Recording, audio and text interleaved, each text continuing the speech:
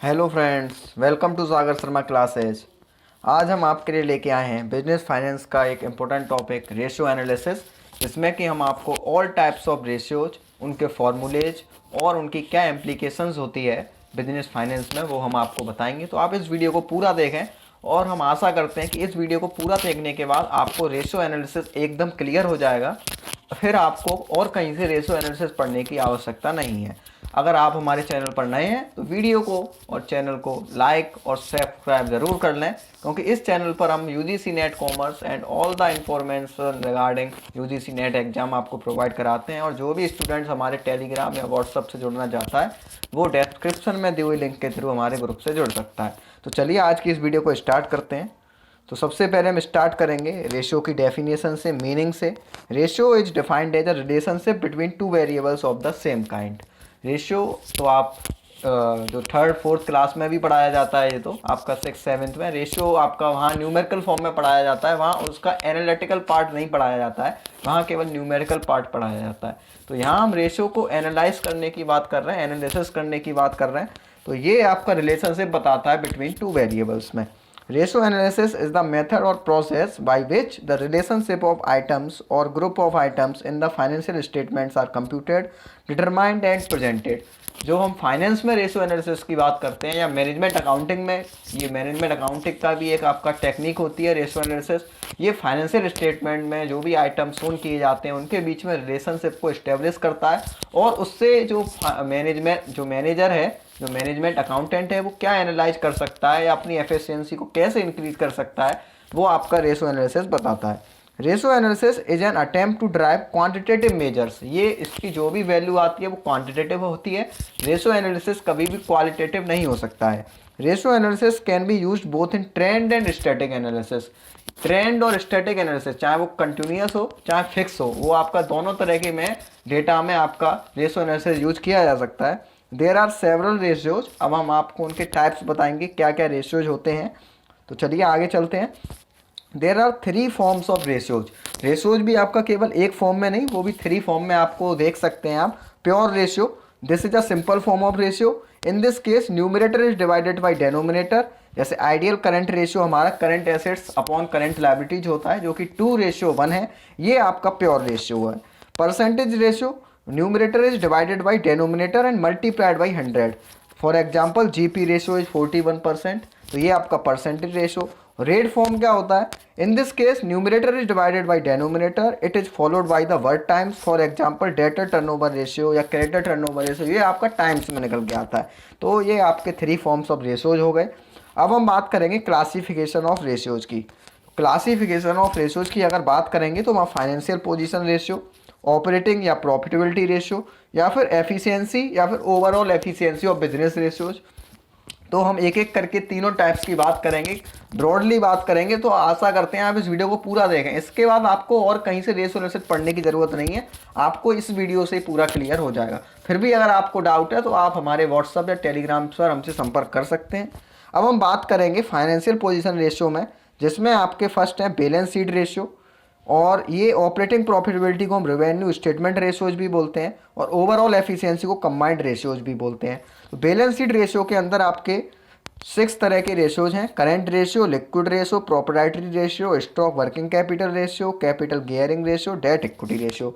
ऐसे ही अगर हम प्रॉफिटेबिलिटी रेशियो की बात करें, वहाँ भी आपके 6 टाइप्स के हैं: जीपी जिसको gross profit, operating profit, expense ratio, net profit ratio, stock turnover ratio, और last one is net operating ratio. अगर हम कंबाइंड रेशियो या एफिशिएंसी रेशियो की बात करें तो वहाँ भी आपके 8 टाइप ऑफ रेशियोज हैं, जिनमें आपके रिटर्न ऑन कैपिटल जिसको आरओसी भी बोलते हैं, और return on proprietors fund, return on equity जिसको आरओई भी बोलते हैं, debtor turnover ratio, earning per share per share, dividend pay out ratio, debt service ratio, और last one is creditor turnover ratio.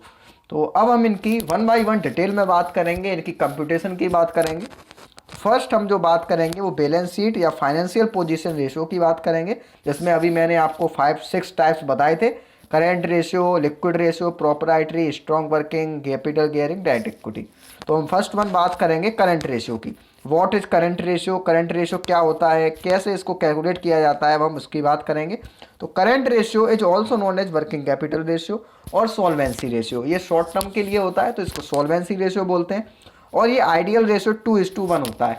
इस रेशियो के अकॉर्डिंग आपकी liability के behalf में आपकी एसेट्स उसकी ट्वाइस होनी चाहिए। मान लीजिए आपकी लायबिलिटी अगर 2 लाख है तो आपकी करंट एसेट्स आपकी 4 लाख होनी चाहिए। ये रेशियो ये एज्यूम करता है, इसको आइडियल रेशियो बोलते हैं 2:1। इसका सीधा फॉर्मूला निकालने का है current assets upon current liability. The main purpose of this ratio is to determine a short term financial strength of the company. जैसे मैंने पहले बताया था, ये short term financial strength company की जानने के लिए होता है। अब हम बात करेंगे लिक्विड रेशियो। ये भी आपका बैलेंस शीट रेशियो का ही पार्ट होता है। लिक्विड रेशियो और नियर मनी रेशियो भी बोलते हैं। Is also known as quick ratio और एसिड टेस्ट रेशियो। इसका आइडियल रेशियो होता है 1:1। इसमें क्विक लिक्विड रेशियो में quick assets upon quick liability हो जाता है। क्विक एसेट्स में हम क्या क्या शामिल करते हैं ये जानना बहुत जरूरी है। करंट एसेट्स इसमें सारी इंक्लूड की जाती हैं, बस कुछ करंट एसेट्स इसमें से एक्सक्लूड कर देते हैं, जो कि आपकी स्टॉक है, प्रीपेड एक्सपेंसेज हैं और एडवांसेज हैं। तो ये मोस्ट इंपॉर्टेंट है आपके एग्जाम के पॉइंट ऑफ व्यू से कि क्विक एसेट्स में क्या क्या शामिल किया जाता है। ऐसे ही क्विक लायबिलिटीज में सारी करंट लायबिलिटीज को शामिल करते हैं, बस bank overdraft, income received in advance, इनको हम एक्सक्लूड कर देते हैं। तो ये आपको ध्यान रखना होगा। पर्पज क्या होता है? Purpose of liquid ratio is to measure the immediate solvency of the business and indicate the availability of cash to meet its immediate liabilities. अब हम बात करेंगे प्रोप्राइटरी रेशियो की। प्रोप्राइटरी रेशियो क्या होता है? Is a test of the financial and credit strength of the business. It is related with share holder funds and total assets. Proprietary ratio निकालने का फॉर्मूला होता है प्रोप्राइटर्स फंड या share holders fund upon total assets into 100। Proprietor funds में क्या क्या item include होते हैं? Equity share capital, preference share capital, capital reserve plus reserve, revenue reserve, और इसमें से फिक्टिशियस एसेट्स हैं जो कि गुडविल है वो माइनस की जाएगी। और आपके यहाँ पर हम टोटल एसेट्स में क्या क्या शामिल करते हैं? All fix assets plus all current assets plus investment. और प्रोप्राइटरी रेशियो को हम net worth to total assets ratio के नाम से भी जानते हैं, इक्विटी रेशियो के नाम से जानते हैं, एसेट्स बेकिंग रेशियो और नेट वर्थ रेशियो के नाम से भी जानते हैं। अब हम नेक्स्ट बात करेंगे स्टॉक वर्किंग कैपिटल रेशियो की। Stock working capital ratio brings out the relationship between stock and working capital. It is also known as inventory to current assets ratio.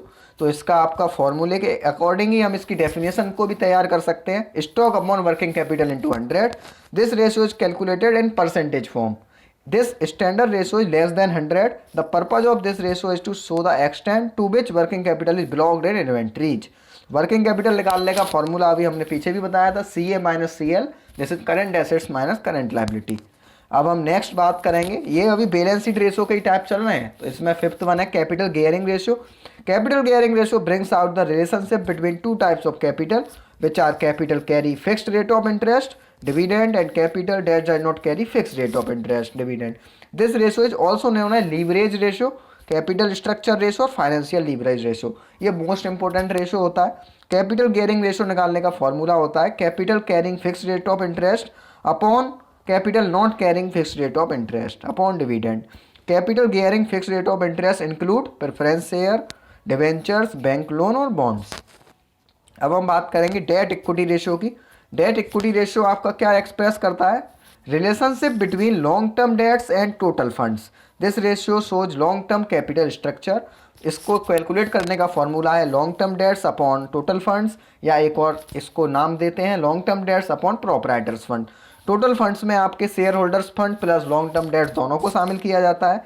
Sometimes this ratio is express in percentage form. This ratio shows favourable और unfavourable financial position of the concerns. The low ratio is views as favourable from long term creditor point of view, higher it is unfavourable. Higher the ratio will be the risk involve in respect of creditors.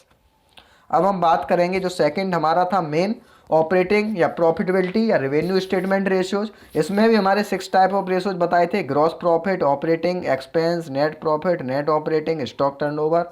इसकी बात करेंगे one by one. First one is gross profit ratio. ये relationship बताता है firm के gross profit में और firm की नेट सेल्स में। इसमें फॉर्मूला भी है gross profit upon net sales into 100।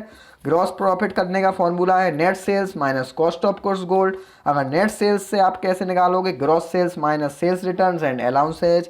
Gross sales cash sales plus credit sales, और कॉस्ट ऑफ गुड्स सोल्ड निकालने का formula opening stock plus purchase plus direct expenses minus cost of closing stock. A low gross profit ratio indicates inefficiency of purchase department, increases expenses or inability to increase sales.